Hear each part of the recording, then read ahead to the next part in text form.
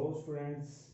तो हमने last time जो लास्ट लेक्चर था उसमें हमने किसके बारे में स्टडी किया, इलेक्ट्रोस्टैटिक के बारे में स्टडी कर लिया। तो इलेक्ट्रोस्टैटिक क्या था उसके बारे में स्टडी किया, चार्ज क्या था उसके बारे में थोड़ा बहुत हमने पढ़ा, चार्ज की डेफिनेशन की, इसके एसआई यूनिट पढ़े, सीजीएस यूनिट भी पढ़े और डायमेंशनल फार्मूला भी पढ़ा। चार्ज स्केलर क्वांटिटी है या वेक्टर क्वांटिटी है इसके बारे में भी स्टडी किया। और अब उसके बाद नेक्स्ट टॉपिक आ जाएगा हमारे पास, चार्ज की कुछ प्रॉपर्टीज है उनको डिस्कस कर लेते हैं। अब देखो, चार्ज के ऊपर जो सबसे मिनिमम वैल्यू होती है किसी भी चार्ज की, उसकी वैल्यू है 1.6 इंटू 10⁻⁻19 कूलम। ये सबसे मिनिमम चार्ज होगा किसी भी बॉडी के ऊपर, इससे कम चार्ज कभी नहीं होगा। इसके बारे में पढ़ेंगे हम प्रॉपर्टीज में ही। तो सबसे पहले प्रॉपर्टी आती है, अगर लाइक चार्ज होंगे, लाइक मतलब एक जैसे, दोनों ही चार्ज प्लस के हैं या दोनों ही चार्ज माइनस के हैं, ये दोनों लाइक चार्ज है, एक दूसरे को रिपेल करेंगे, एक दूसरे से क्या करेंगे, दूर भागेंगे। बट ये भी एक दूसरे से दूर भागेंगे। बट जो अनलाइक चार्ज है एक दूसरे के पास जाएंगे, मतलब पॉजिटिव और नेगेटिव एक दूसरे को क्या करेंगे, ये एक दूसरे को अट्रैक्ट करेंगे। तो सबसे फर्स्ट प्रॉपर्टी यही आ जाती है हमारे पास, लाइक चार्जेस ऑलवेज या like charges repel but unlike charges always attract each other. तो लाइक चार्ज हमेशा रिपेल करेंगे और अनलाइक चार्ज एक दूसरे को अट्रैक्ट करेंगे। सेकंड प्रॉपर्टी जो आपके पास है, the total charge on a body is always conserved. What do you mean by conservation of charge? Conservation means, conserve means constant। किसी भी बॉडी के ऊपर अगर टोटल चार्ज जब भी रहेगा हमेशा कैसा रहेगा, कांस्टेंट रहेगा। कांस्टेंट का क्या मीनिंग होता है यहाँ पर, अब जैसे आपके पास एक एग्जांपल दे रखा है, ये जो रिएक्शन लिखा है मैंने, ये न्यूक्लियर फ्यूजन रिएक्शन है। ये रिएक्शन सन या स्टार में होता है जिससे एनर्जी रिलीज होती है। तो जैसे आपने केमिस्ट्री में हाइड्रोजन के 3 आइसोटोप पढ़े होंगे, 1H1, 1H2, 1H3।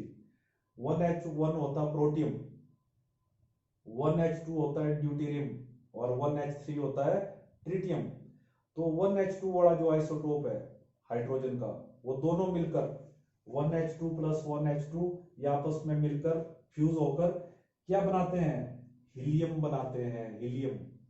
Helium gas release करते हैं और साथ में एनर्जी भी रिलीज होती है।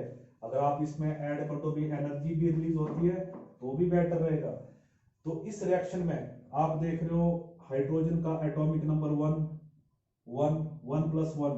रिएक्शन से पहले देखोगे तो 1 प्लस 1 2, रिएक्शन के बाद फिर से एटॉमिक नंबर 2 है। और वैसे मास नंबर देखो, 2 प्लस 2 कितना हो गया 4।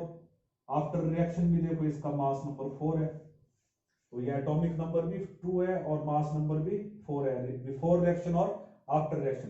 तो टोटल चार्ज कैसा रह गया, कांस्टेंट रह गया। तो ये कंजर्वेशन का मीनिंग है।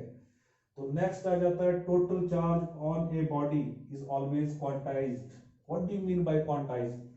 क्वांटाइजेशन ऑफ चार्ज, इसको हम मैथमेटिकल फॉर्म में ऐसे भी लिखते हैं, क्यू क्या हो गया, टोटल चार्ज।